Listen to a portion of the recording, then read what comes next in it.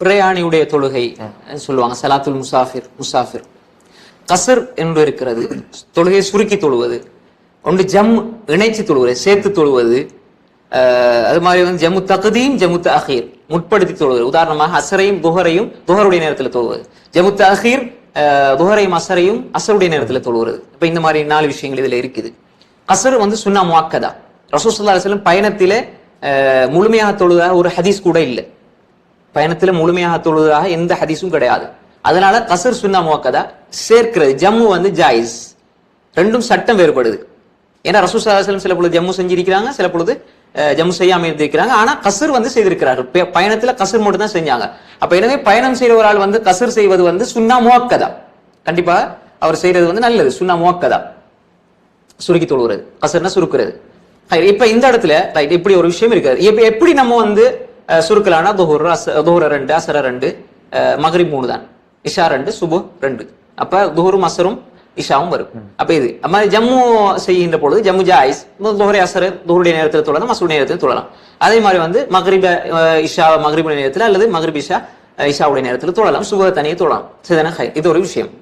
அப்ப இதுல ஒரு முக்கியமான விஷயம் என்னன்னா, இந்த எத்தனை நாள் ஒரு உதாரணமாக ஒரு பிரயாணி வந்து போறார், பயணம் போறார் ஒரு இடத்துக்கு. நீங்க எங்க இருந்து ரசூல் கைமாக ஃபுஜைராக்கு எங்கே ஒரு பயணம் போறீங்க, போனால் எத்தனை நாள் அவரை பயணியா? இப்ப நீங்க இங்கதான் இருக்கிறீங்க, இப்ப நீங்க இங்கதான் என்ன வசிக்கிறீங்க, நீங்க பயணத்துல போறீங்க. இப்ப வந்து எத்தனை நாள் அங்க இருந்தால் உங்களுக்கு ஜம்மு கசர் செய்யலும்? சில அறிஞர்கள் சொல்கின்ற பொழுது இதுல வந்து பல கருத்துக்கள் இருக்கிறது. சிலவங்க 3 நாளுங்குவாங்க, சிலவங்க வந்து வரையறையே கிடையாது என்ற கருத்து சொல்லக்கூடியவங்க எல்லாம் இருக்கிறார்கள்.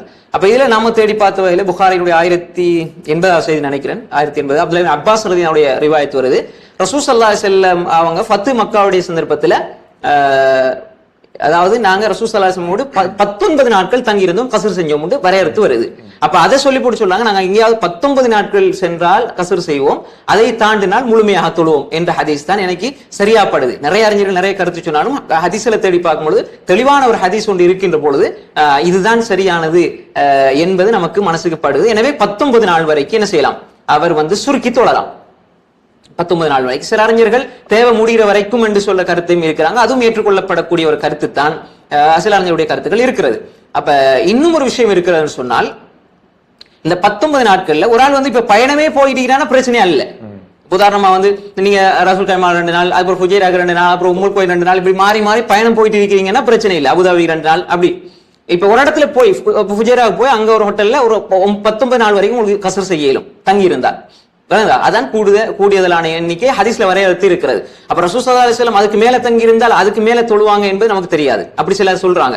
அப்ப ரசூல்லா எதுவரை செஞ்சாங்களோ அதுவரை நமக்கு உறுதியானது, அதோடு நம்ம சுருக்கிக்கொள்வது என்பது நம்முடைய ஈமானுக்கு பாதுகாப்பு. இது ஒரு விஷயம். அப்ப 19 நாள் வரைக்கும் நம்ம கசர் செய்யலாம். அடுத்தது மசாஃபா, தூரம் எவ்வளவு இருக்கணும், அதுல 2 வகையான கருத்து இருக்கிறது. 2 வகையான கருத்து பிரதான கருத்து. அல்லாம ஐனி ரஹ்மத்துல்லாஹி அலைஹி ஹனஃபி மதபினுடைய மிக முக்கியமான அறிஞர் அல்லாம ஐனி அவர்கள் வந்து புகாரிக்கு விரிவு எழுதியிருக்கிறார்கள். உம்தத்துல் காரி. இமாம் இப்னு ஹஜர் ரஹிமஹுல்லாஹ் ஷாஃபி மதப் அவர்கள் ஃபத்துல் பாரி என்று எழுதியிருப்பது போன்று அல்லாம ஐனி உம்தத்துல் காரி எழுதியிருக்கிறார்கள். உம்தத்துல் காரியில சொல்கின்ற பொழுது 20 கருத்துக்கள் இருக்கிறது. மசாஃபத்துல் கஸர் எவ்வளவு தூரம், எத்தனை கிலோமீட்டர் என்ற வகையில. அப்ப அந்த அடிப்படையில் நம்ம பார்க்கின்ற பொழுது 88 கிலோமீட்டர் கருத்தை சொல்லுவாங்க. யாரு? மாலிகியாக்கள், ஷாஃபிஈயாக்கள், ஹனாபிலாக்கள் 88 கிலோமீட்டர் கருத்தை சொல்றாங்க. அப்ப இந்த கருத்து ஒரு சில நவீன கால அறிஞர்களும் அந்த கருத்தை சொல்றாங்க. இப்னு பாஸ் ரஹ்மத்துல்லாஹி அந்த கருத்தை சொல்றாங்க. அதே மாதிரி வந்து இல்ல, இது வந்து ரசூல் ஸல்லல்லாஹு அலைஹி வஸல்லம் தொட்டு ஒரு எண்ணிக்கை வரையறுத்து சொல்லப்படவில்லை. இந்த அளவு தூரம், இந்த அளவு தூரம், இந்த அளவு தூரம், அதுல நிறைய கருத்து வருகிறது.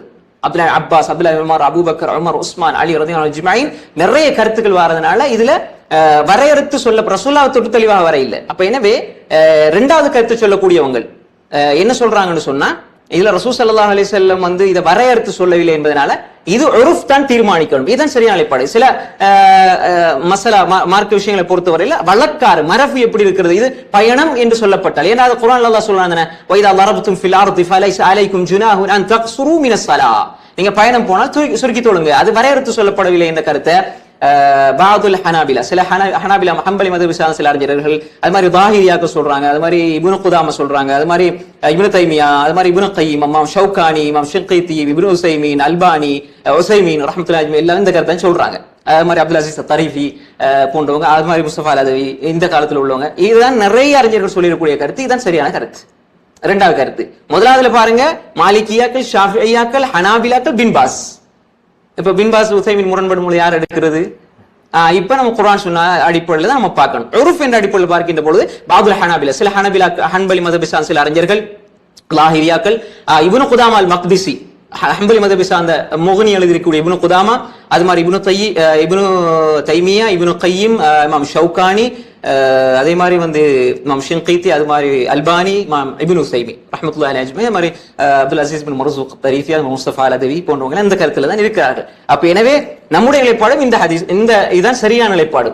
உதாரணமாக நம்ம பயணம் போறோம், இங்க இருந்து இப்ப உதாரணமாக நமக்கு இப்ப இந்த அல்பரா இங்க இருந்து ஒரு பக்கத்துல ஒரு இடத்துக்கு போறோம், ஒரு இப்ப போய் வரேன்னா இது பயணம் யாருமே சொல்ல மாட்டோம் வேண்டா, அது பயணம் அல்ல. எங்க இருந்து நம்ம வந்து இப்ப உதாரணமாக அஜ்மானுக்கு போறோம், ஓரளவு இது பயணம் என்று எடுக்கலாம். அது மாதிரி உம்முல் கோயின் போறோம், பயணம் என்று எடுக்கலாம்.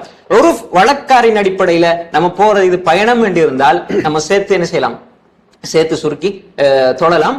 சுருக்கி தொழுவது என்பது வந்து சுன்னா முவக்கதா, சேர்க்கிறது என்பது ஜாயிஸ். எனவே வந்து அந்த அடிப்படையில் நாம் இதை பேணிக் கொள்வது சிறப்பானது இன்ஷா அல்லாஹ். ஓகே.